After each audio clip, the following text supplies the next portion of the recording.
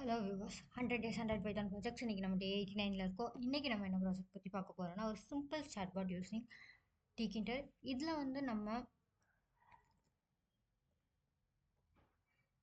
Just ஒரு ப்ரீடிஃபைண்டாக இந்த மாதிரி ரெஸ்பான்ஸ் இருந்தால் இந்த மாதிரி ரெஸ்பான்ஸ் கொடு, அப்படி இல்லைன்னா sorry I don't understand that அப்படின்னு வந்து கொடு அப்படிங்கிற மாதிரி ஒரு செட் ஆஃப் கொஷின் ஆன்சர்ஸ் இருக்கும். நம்ம இந்த கொஷின் கிட்ட சாட்பாட் வந்து அதுக்கு இந்த மாதிரி ரிப்ளை பண்ணணும் அப்படிங்கிற மாதிரி நான் ஆல்ரெடி இங்கே கொடுத்த இந்த மாதிரி ஹைன்னு கொடுத்தேன்.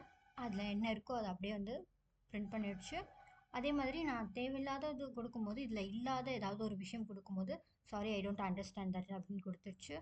ஹவ் ஆர் யூன்னு கேட்டேன், அதுக்கு கரெக்டாக அதில் இருக்கிறது கொடுத்துருச்சு.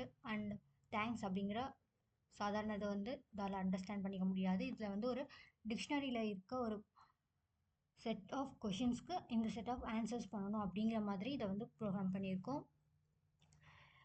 இதுக்கு அடுத்தது நான் என்எல்டிகே வச்சு இன்னும் அட்வான்ஸான சாட் பாட்ஸ்க்கான ப்ராஜெக்ட்ஸ் பற்றி உங்ககிட்ட சொல்கிறேன். இப்போதைக்கு நம்ம எழுதியிருக்க இந்த டிகிண்டரில் வந்து நம்ம ஒரு மெசேஜ் வந்து சென்ட் பண்ணுவோம். அந்த மெசேஜ்க்கு ஏற்ற மாதிரி இது வந்து ரிப்ளை கொடுக்கும், அவ்வளோதான்.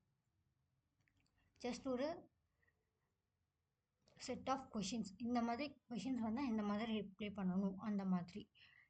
இப்போ ஒரு சாட்பாட் அப்படிங்கிறது சாதாரணமாகவே வந்து நிறைய மேக் மை ட்ரிப் அந்த மாதிரி ஆப்ஸ்லேயும் இருக்குது. அதே சமயம் இன்னும் நிறைய இடத்துல இதை யூஸ் பண்ணிகிட்ருக்காங்க.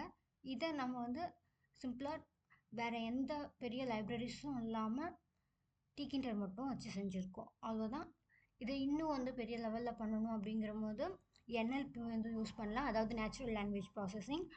அதை பற்றி நம்ம அட்வான்ஸாக நெக்ஸ்ட் வர வீடியோஸில் பார்க்கலாம்.